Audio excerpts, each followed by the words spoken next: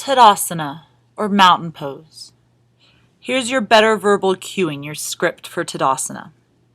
Stand at the top of your mat with your feet together, toes and ankles touching. Squeeze your legs, tuck your tailbone under, and flatten the belly. Lengthen your spine, drop your shoulders down and back. Flatten the back of the neck to the crown of the head. Breathe evenly in and out. So, with Tadasana, you may also hear this called, it's Samastihi.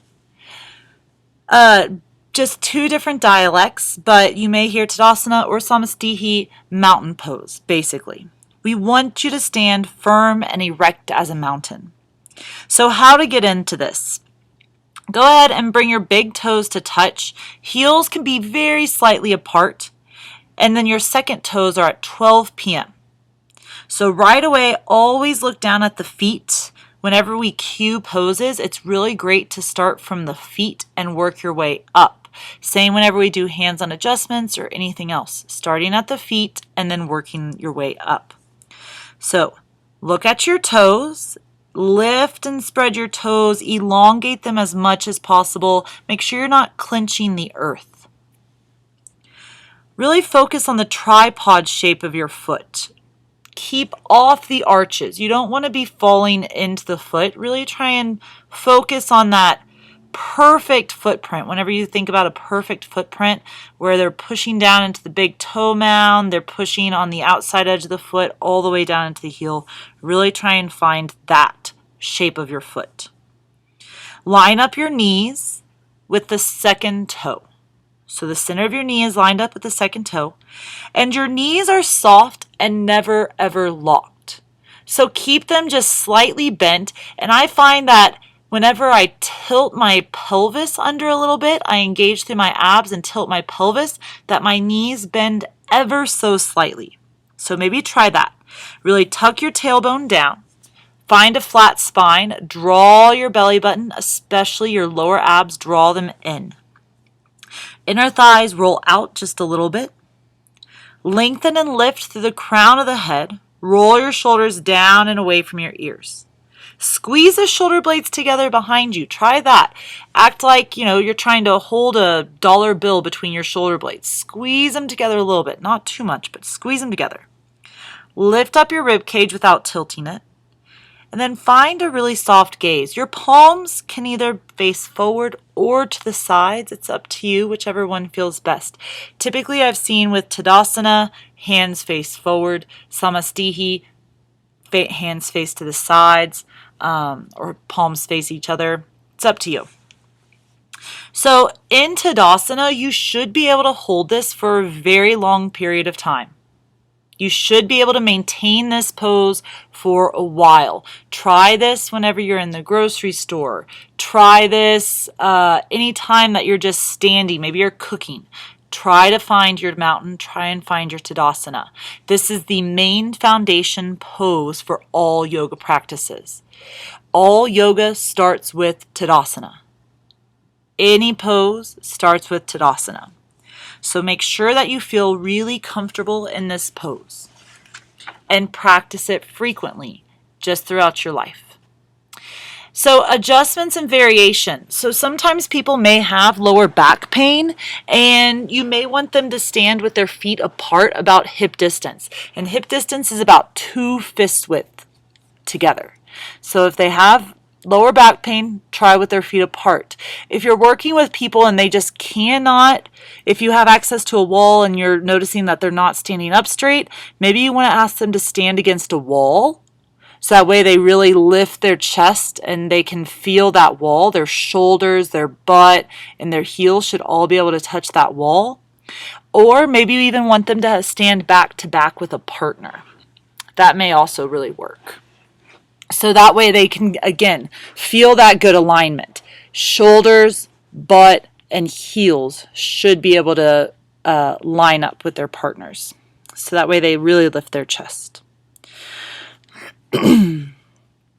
All right. So continuing on. In order to, the benefits of this pose is you're going to obviously improve your posture. And like I said, all yoga starts here. Every yoga pose starts with mountain. And you'll see that as we cue, that we're always cueing different parts. Having perfect posture can help reduce sciatic pain.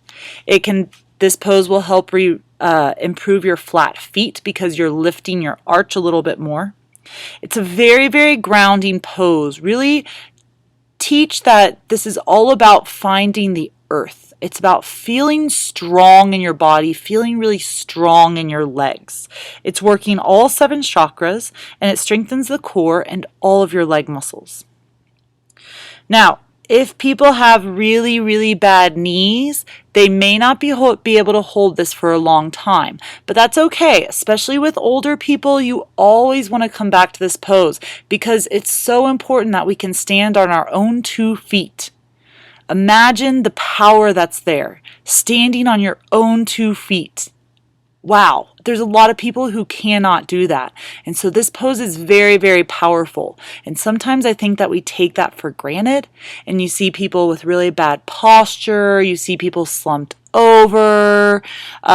Really emphasize that it's important to feel powerful standing on your own 2 feet.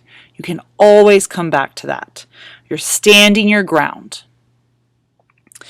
If someone has really low blood pressure, this may also be harder for them to hold for long periods of time because the blood will start pooling in their legs. That is not bad. It's very, very rare that I have someone with that low of blood pressure. But with very low blood pressure, this may be difficult to hold for long periods of time. Let's see. So spiritual aspects, like I said, this is huge. The ability to stand on your own 2 feet. Why hide? Use this pose to take up space. Use this to empower women or men or anyone that really needs a dose of empowerment. That standing on your own 2 feet is very, very powerful. It can provide clarity, attentiveness, and buoyancy. You're calm, you're confident, and you're facing whatever's coming your way. You're facing your fears. So affirmation would be, I stand ready. You stand ready for what? And this may be different for everyone, and maybe that's what you want to bring up in class. What are you standing ready for? Some people may be needing to stand ready to face something. Other people may be needing to stand ready to receive whatever you're going to teach them today, or maybe receiving compliments. That's really hard for people. Whatever it is, they may be needing to face something, or maybe it's time for them to receive.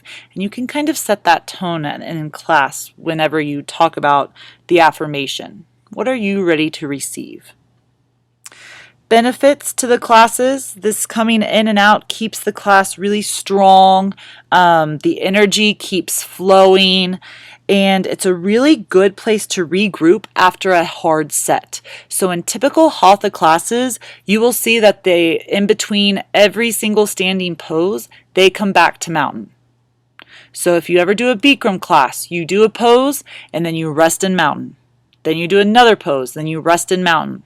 Then you do another pose, and then you rest in mountain. So it's a really good place to come back to whenever it's a really hard set.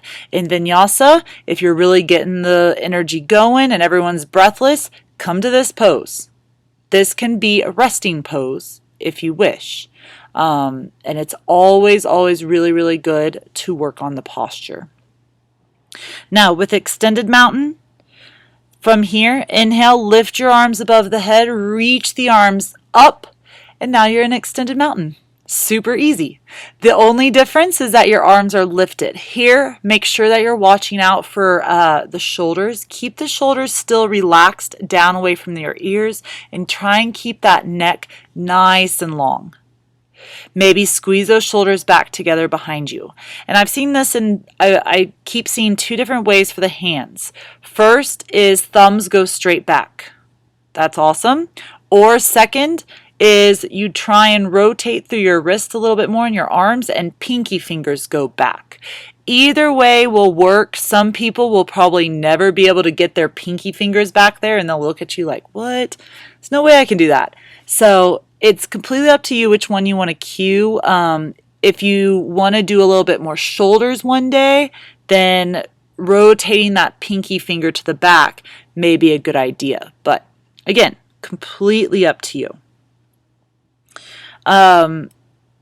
Again, like I said, really focus on posture in this pose. That's what it's all about. And empower people with this pose. Empower them to do it on their own even.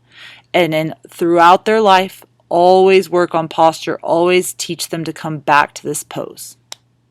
Okay, that's it. Practice this. Notice how it feels in your body. Notice how it feels or how it looks on someone else's body. Notice differences between extended mountain and regular mountain. Notice what happens to your heart rate between extended and regular. Which one does the energy feel like it's flowing? Which one is a little bit, when does your breathing increase more? Okay, good luck.